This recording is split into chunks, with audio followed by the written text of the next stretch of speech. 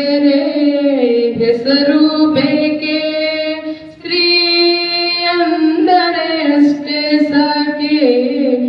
ನಿನಗೆ ಬೇರೆ ಹೆಸರು ಬೇಕೆ, ಸ್ತ್ರೀ ಎಂದರೆ ಅಷ್ಟೇ ಸಾಕೆ.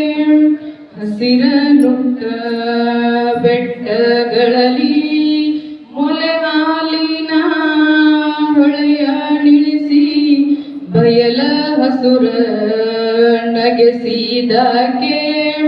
ನಿನಗೆ ಬೇರೆ ಹೆಸರು ಬೇಕೆ, ಸ್ತ್ರೀ ಎಂದರೆ ಅಷ್ಟೇ ಸಾಕೆ.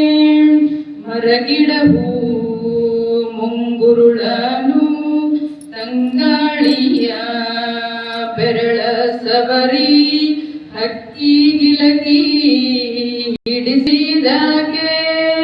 ನಿನಗೆ ಬೇರೆ ಹೆಸರು ಬೇಕೆ, ಸ್ತ್ರೀ ಅಂದರೆ ಅಷ್ಟೇ ಸಾಕೆ.